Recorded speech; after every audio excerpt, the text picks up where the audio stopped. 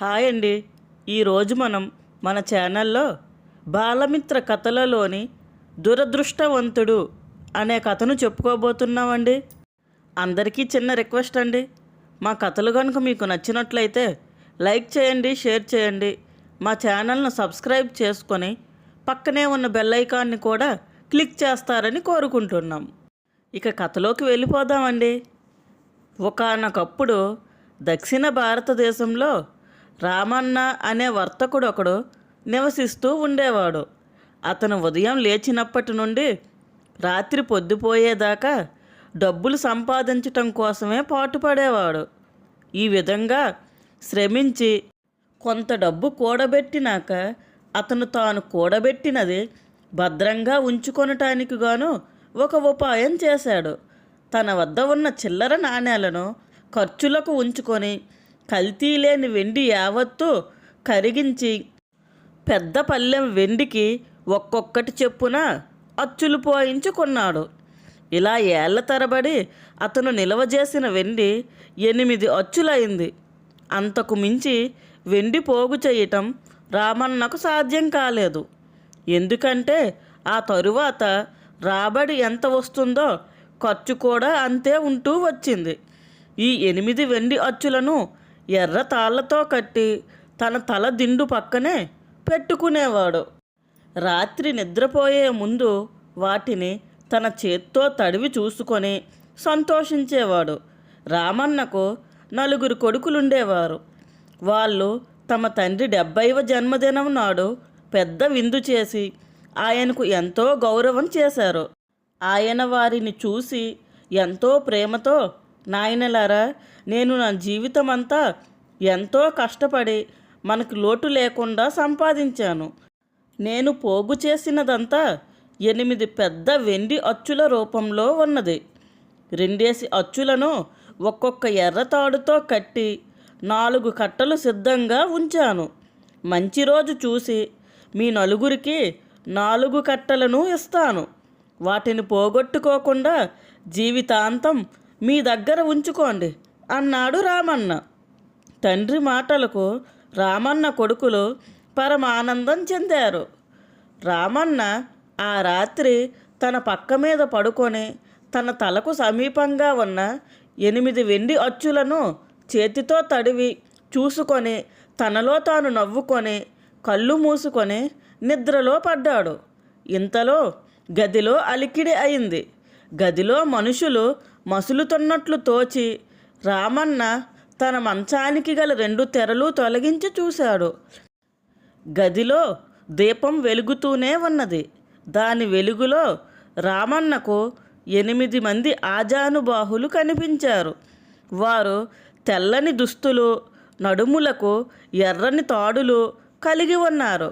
రామన్నను చూసి వారు సమీపంగా వచ్చి వంగి దన్నాలు పెట్టి, బాబు, మేం అన్నదమ్ములం, మిమ్మల్ని కొలవమని దేవుడు మమ్మల్ని పంపాడు.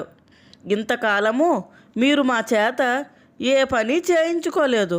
మమ్మల్ని దగ్గర పెట్టుకొని ఎంతో ఆదరించారు. మీ కాలం ముగియబోతున్నది. ఆఖరు క్షణం దాకా మీ వెంటనే ఉందామనుకున్నాం. కానీ మమ్మల్ని మీరు కొడుకుల పరం చేయబోతున్నట్లుగా తెలియవచ్చింది.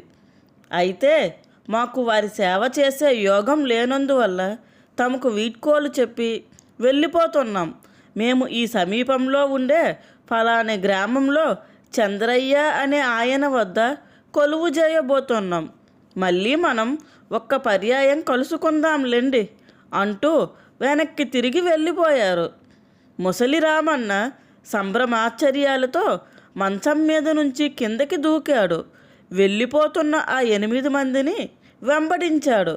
ఆ తొందరలో ఆయన ఏదో అడ్డు తగిలి పడిపోయాడు.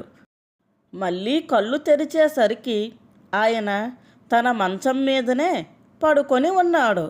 తాను అంతకు ముందు చూసినదంతా కల మాత్రమేనని ఆయనకు అనిపించింది.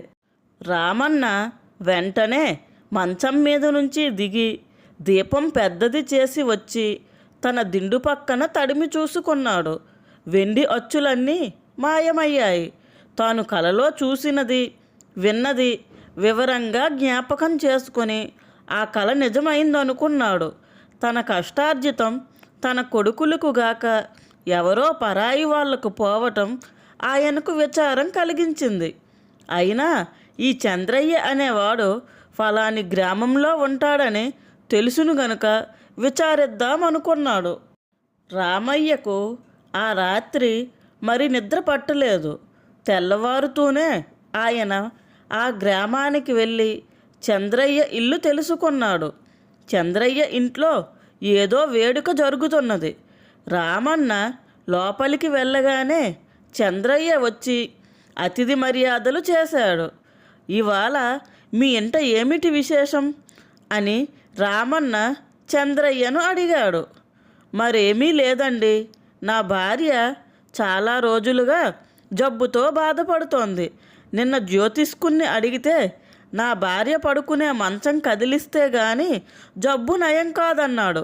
నిన్న రాత్రి నా భార్యకు కలలో 8 మంది జవానులు కనబడి తాము ఇంతవరకు రామయ్య అనే ఆయన వద్ద ఉండి ఇప్పుడు మీ ఇంట్లో ఉందామని వచ్చామన్నారు. తరువాత వాళ్ళు నా భార్య మంచం కింద దూరారు. వెంటనే నా భార్యకు చెమటలు పట్టి వ్యాధి కాస్త నయమనిపించింది. ఇవాళ ఆవిడ మంచం పక్కకు జరిపేసరికి దాని కింద దుమ్ములో 8 పెద్ద వెండి అచ్చులు ఎర్ర తాళ్లతో కట్టి కనిపించాయి. అవి ఎలా వచ్చినది అంతుబట్టడం లేదు.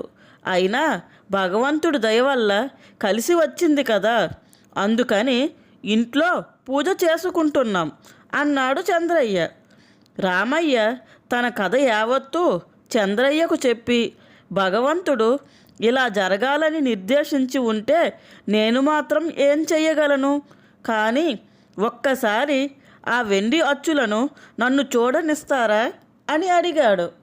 వెంటనే చంద్రయ్య అచ్చులను తన నౌకర్ల చేత 4 పెద్ద పల్లెలలో పెట్టి తెప్పించి రామన్నకు చూపించాడు. వాటిని చూసి ముసలి రామన్న కన్నీళ్లు పెట్టుకున్నాడు. చంద్రయ్యకు ముసలి రామన్నను చూసి జాలి కలిగింది. ఆయన వెంటనే లోపలికి వెళ్ళి 10 తులాల వెండి తీసుకువచ్చి ఉంచండి అని రామన్నకు ఇవ్వబోయాడు. 3 మణుగుల వెండి పోగొట్టుకున్న దుఃఖంలో రామన్నకు ఈ వెండి తీసుకోబుద్ధి పుట్టక నిరాకరించాడు. చంద్రయ్య బలవంతంగా దాన్ని రామన్న చొక్కా జోబులో దోపేశాడు. రామన్న దాన్ని తిరిగి ఇవ్వాలని చొక్కా జోబులో ఎంత వెతికినా వెండి కనిపించలేదు. చివరకు ఆయన సెలవు పుచ్చుకొని తన గ్రామం తిరిగి వెళ్ళిపోయాడు. తరువాత కొంతసేపటికి చంద్రయ్య ఇంటి నౌకర్లు ఇల్లు ఊడుస్తుంటే మంచం కింద ఆ 10 తులాల వెండి దొరికింది. రామన్న చొక్కా జోబుకి చిల్లు ఉంది. చంద్రయ్య ఆ వెండిని లోపల పెట్టిన మరుక్షణమే కింద పడి మంచం కిందకి దొర్లి వెళ్ళిపోయింది. వెంటనే నౌకర్లు చంద్రయ్య దగ్గరకు వెళ్ళి విషయం వివరించి చెప్పి 10 తులాల వెండిని తిరిగి చంద్రయ్యకు ఇచ్చేశారు. వాటిని చూసిన చంద్రయ్య రామయ్య దురదృష్టం అలా ఉన్నది అని అనుకున్నాడు.